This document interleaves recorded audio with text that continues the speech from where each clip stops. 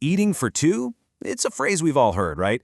But what does that really, truly mean for you and your baby? The advice out there can be, well, a lot. It can feel totally overwhelming. So in this explainer, we're going to cut through all that noise and get right to the simple, science-backed truths about pregnancy nutrition. Let's dive in. So let's just start with a really big question, one that gets right to the heart of why this all matters so much. Could the food you eat today literally shape your child's health for their entire life? The answer from a mountain of research is a huge, resounding yes. It's that powerful. Think about it this way. Your diet during pregnancy is kind of like a protective shield for your baby. But it goes so much deeper than just ensuring a healthy birth weight. You are, in a very real sense, programming their future health. You're setting the stage to potentially lower their risk of major health issues down the road. It's a pretty incredible concept when you stop and think about it. So how do we actually do that? How do we build that foundation for a healthy future? That's what we're going to get into right now. This isn't just about a 9-month diet plan. This is about laying the nutritional groundwork for a lifetime. And it's so important to remember, this is a two-way street. Of course, it's absolutely vital for your baby's growth and development, but it's also about fueling you. It's about giving your body the energy and strength it needs to handle all the demands of pregnancy. So when you eat well, you both win. It is the ultimate win-win situation. Okay, so let's get practical. What does this actually look like on your plate every day? We're going to start with the three main building blocks of any diet: carbs, proteins, and fats. Think of these as your nutritional blueprint. Now, the good news here is that this balance probably looks pretty familiar. We're aiming for about 45 to 65% of your daily calories from carbohydrates, 20 to 35% from healthy fats, and 10 to 35% from protein. And please, don't stress about hitting these exact numbers every single meal. Just think of it as a general goal for your week. First up, carbohydrates. And let's just get this out of the way. Carbs are not the enemy. They are the #1 fuel source for both you and your growing baby. Your body breaks them down into glucose, and that is the essential energy that literally crosses the placenta to help your baby grow. But, and this is a big but, not all carbs are created equal.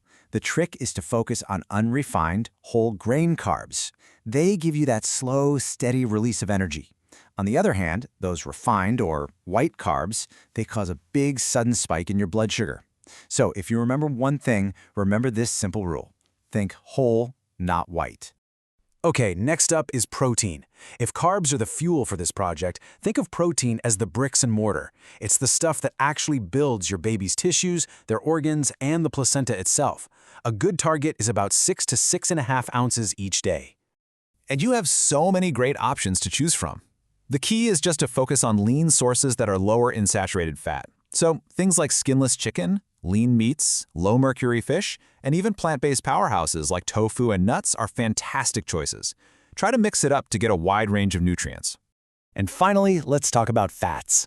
Healthy fats are absolutely non-negotiable. They're one of the main building materials for your baby's brain and their entire nervous system. And within that category, omega-3 fatty acids are the true superstars.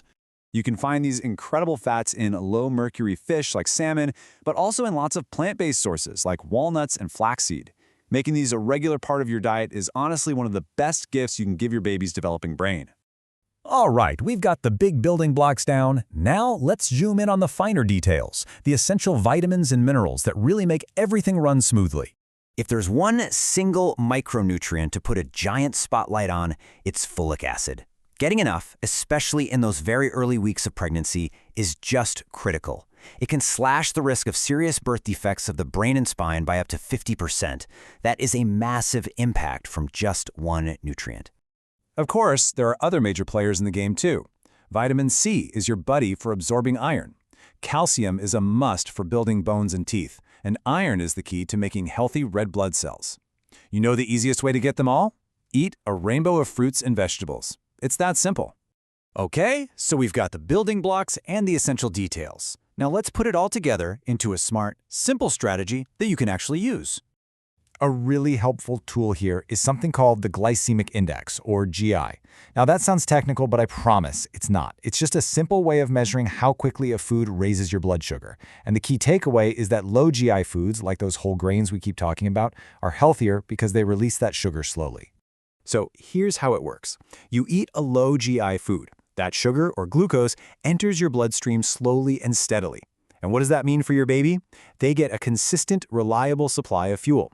It completely avoids that wild energy roller coaster and provides smooth, sustained energy for healthy growth. And the long-term payoff here is huge. Sticking to a low GI diet has been linked to babies born at a healthier weight with less body fat. And this brings us right back to where we started, setting them up for a healthier life by reducing those future health risks. See? It all connects. So what about the whole eating for two thing? Well, honestly, it's a bit of a myth. Most of the time, you only need about 100 to 300 extra calories a day. That's it. That's like an apple with a spoonful of peanut butter.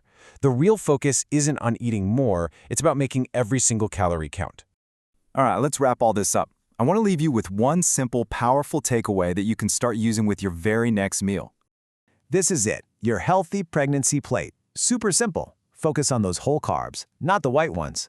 Choose lean proteins and healthy fats. Fill your plate with a whole rainbow of fruits and veggies. And above all, remember the new mantra, don't just eat for two, eat smarter for two. It's all about quality, not just quantity. And that brings us to my final thought for you. Look, this journey isn't about being perfect. It's just about making small, positive choices. So I'll leave you with this question. What is just one healthy choice you can build into your very next meal? Because every great journey really does start with a single step.